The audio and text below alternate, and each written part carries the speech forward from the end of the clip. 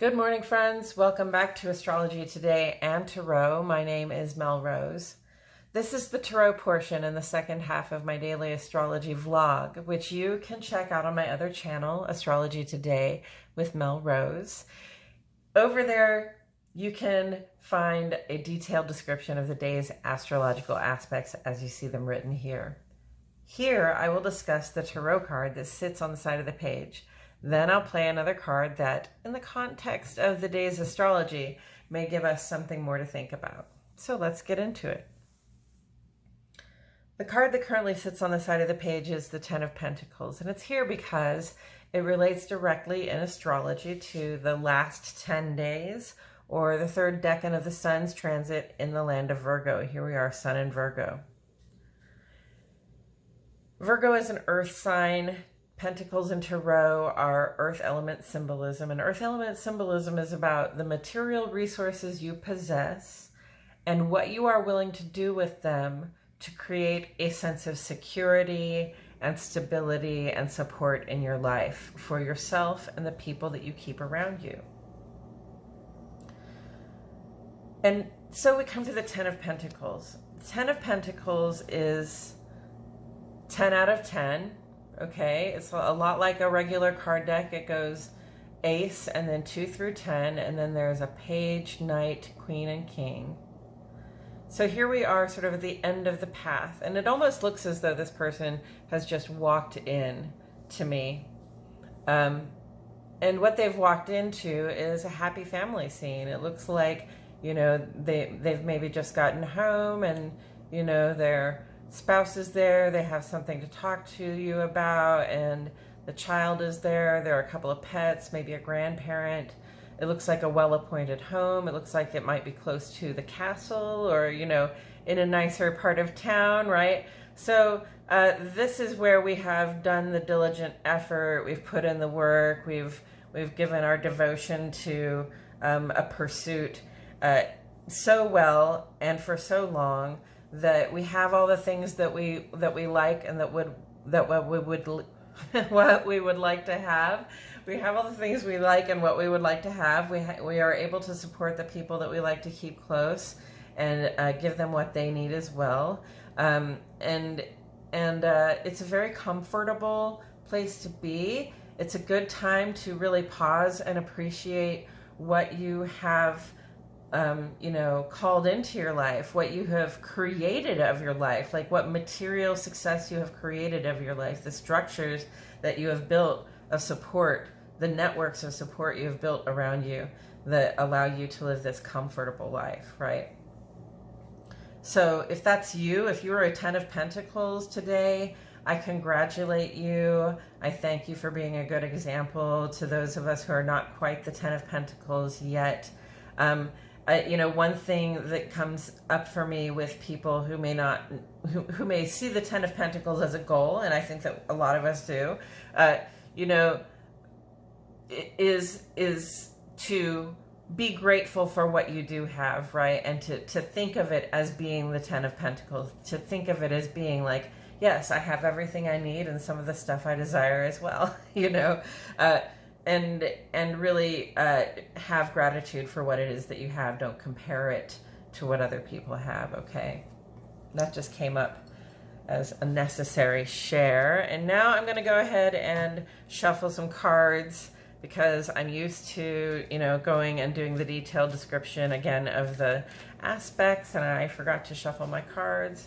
But that's okay. I can take this moment to thank you, friends, for being here and for hanging in here with me through the changes and the word salad sometimes. And, you know, for just showing up and, you know, getting a little tarot reading with astrology from time to time. So I appreciate your presence. And hey, I used to be doing, like I said, the detailed description of the day's astrology on this episode, but I don't do that anymore. Please do go and check it out on my other channel, Astrology Today with Mel Rose. I will put the link in the description so that you can see the detailed description. But otherwise, I have good notes written here on the page, and we are going to talk about the day's astrology today with the tarot card. This tarot card right here.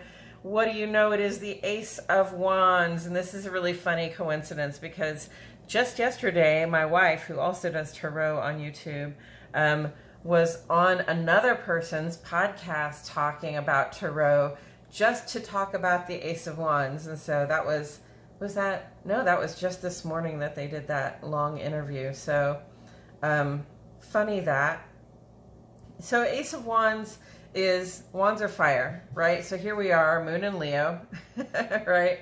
Our feelings are in a fiery condition right now. Our feelings, we're likely to be easily excitable right now, a little easily, maybe even kind of riled up. Not necessarily in an angry way, but, you know, possibly that as well.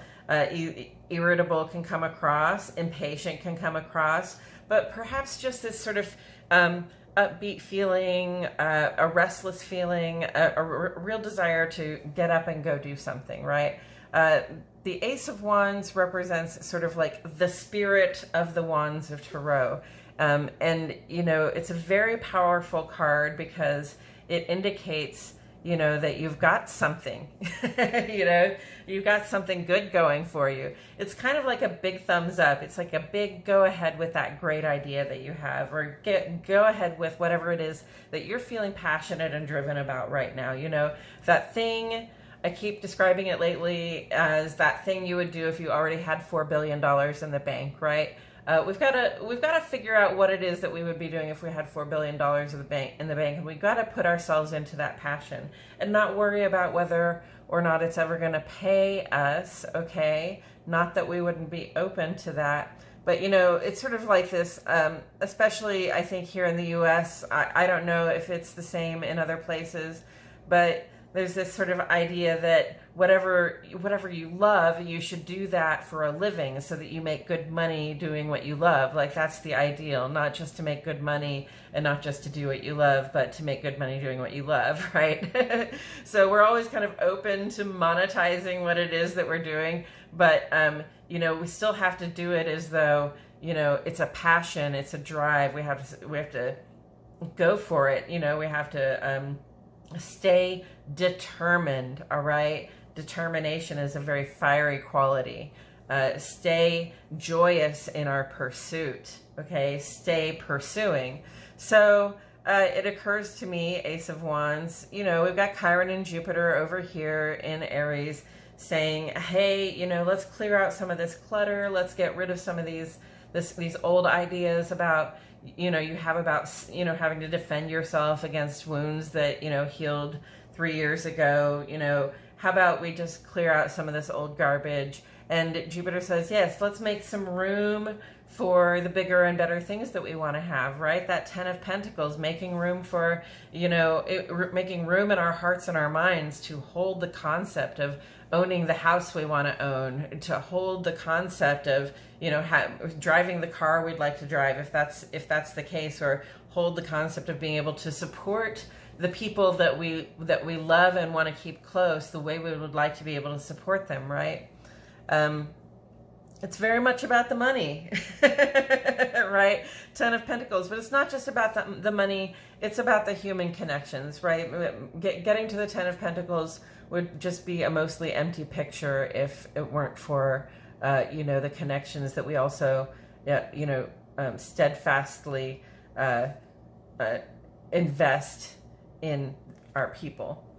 So, Ace of Wands, making room for that 10 of Pentacles lifestyle to come in, making room for that 10 of Pentacles mindset to come in, right? To settle in so that, you know, we can feel that no matter how things are, that we are supported, that we are secure, that we have everything that we need, and so do the people that we keep close. Also, Mars is in Gemini. You know, there's this air feeds fire kind of quality to Mars and Gemini. Gemini, you know, Mars likes, but there's also this ones and twos quality. Okay, so Mars really wants to just like get the instruction, go do the thing, you know, like execute the bad guy, and then get on, like go find the next instruction, right? Like one thing at a time, just knock it down. And, you know, Mars wants to take the straightest course from point A to point B to do it. And then Gemini, Mars in Gemini is a little bit weak because Mars might not really be certain about one course working. So we have to be willing to try a couple of different things. We have to, we have to be willing to try and try again, you know, which can be really frustrating in terms of your sense of initiative. If you're a person who's used to using your sense of initiative to just like, oh yes, I know how to do that, I'm going to go ahead and do that, you know, and things are very simple. When Mars is in Gemini, we have to try a couple of times. Sometimes we have to have a little more patience. And then Mars is going to go retrograde at the end of October, so that's going to be even a little more fun. But like I said, air feeds fire, so there's going to be some spark ups in our conversations. There's going to be some heat coming into our conversations. Mars is also square to Venus right now, so this is like the classic couple. This is like your partner at home, you know, and how the two of you interact, like when one is receptive and the other is assertive, and when the other is receptive and one is assertive. So, you know, sort of like the interplay of strengths and weaknesses there. And, you know, Mars is sextile to Chiron, saying, hey, you know, while the strengths and weaknesses are coming up and being shown between us, you know, we have some healing we can do if we want to. We can heal some of these rifts, some of this baggage that has been coming in between us. We can definitely work on that. Mars in Gemini is like, I'm willing to try a couple of different things, you know, as long as we can, you know, try to get some healing in here. And, you know, Venus is in opposition to Neptune, but also trine to Uranus and Pluto. Like, just Venus is just like opening her eyes to find this beautiful scene laid out before her, and she's just got to walk down the path into the transformations and become, you know, sort of the beautiful personal witness of her own dreams coming true. So, you know, perhaps the healing in the relationship here is part of the dreams coming true, right? Perhaps that's part of the making room in our hearts and minds for different ideas to come in, for different ways of approaching life to settle into our hearts and minds.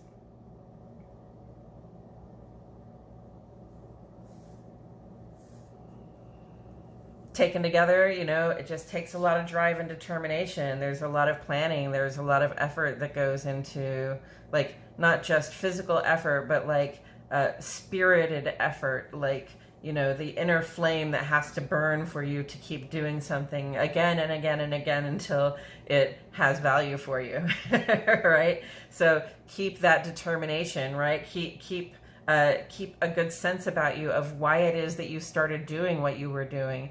If you ever find your sense of initiative flagging, if you ever find that you aren't certain whether you should quit or not, or you're not certain whether you should keep going forward with the business that you're in, or the work that you're in, or whatever it is that you're doing to build security in your life, you know, definitely some of us are going to go through some changes here. So, you know, just remember why it is that you do what you do, and, you know, ask yourself whether that's something that you can do, you know,